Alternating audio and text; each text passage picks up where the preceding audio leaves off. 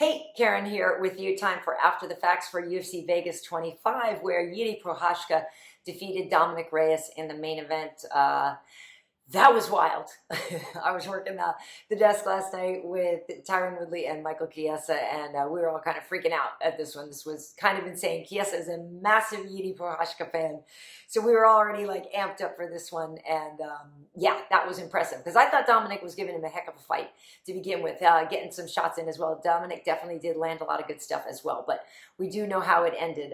It ended with a spinning back elbow that was actually only the third spinning back elbow that has landed for a knockout in the UFC history. The other two that have done it are Dong Hyun Kim and Ricardo Hamas. So Prochazka landed the third spinning back elbow knockout, and I should say for that he got fight of the night. He and Dominick did get fight of the night.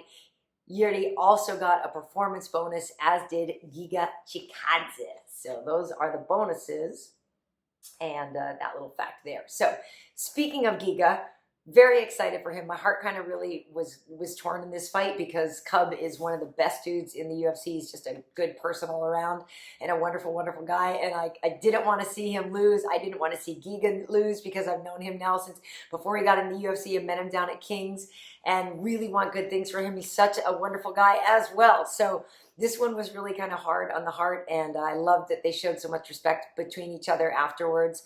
And that really was good. Giga is a real force to be reckoned with, and you guys are going to need to pay attention because when we look at the longest active win streaks in the featherweight division, Giga now in third place. So Arnold Allen has 8.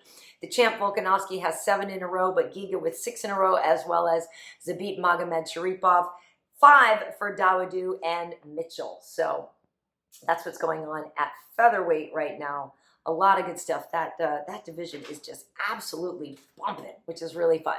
So Giga mentioned wanting to fight Max Holloway, which could be totally cool. Maybe in a couple fights from now. We do think there's some real good matchups for him. I, the other day, was thinking like how much I would love to see Giga fight Edson Barboza one day. I mean, just that'd be incredible. But there's a lot of really interesting matchups for Giga, so I think that the future is very bright for him. So let's talk about Ion Cutelaba, his fight with Dustin Jacoby. It was not supposed to be Jacoby. It was a late replacement. It ended in a split draw, which was a bummer, but actually I think it was okay in terms of the judging. I think that was all right.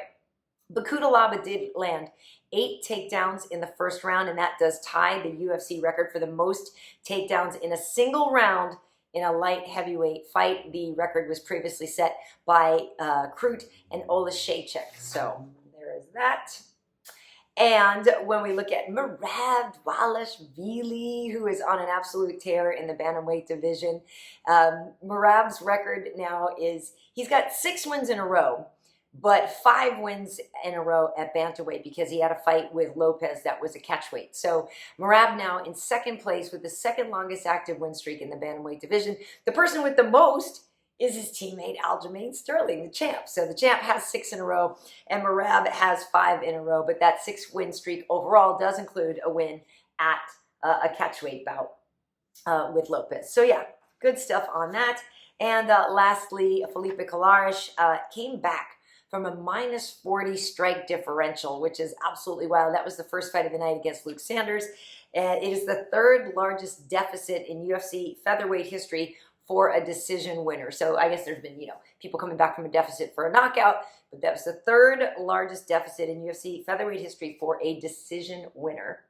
So parabéns, Felipe Colares. And yeah, this was interesting. I think my friend Nemo was telling me too that his client, Andreas Michailidis, I think I said that right, the Greek guy, was the first Greek-born fighter in the UFC. So that's pretty cool on that one. But yeah, it was an entertaining night. I will be back for the fights next weekend. We're still not exactly sure what the main event is going to be, but I know we're working on some good stuff there. And yeah, so I do After the Facts after all of the UFC events. Usually they're out a little bit sooner. I was kind of tired last night, but I got it out for you now. So here you go. Hope you enjoy it, and I'll see you on the next one.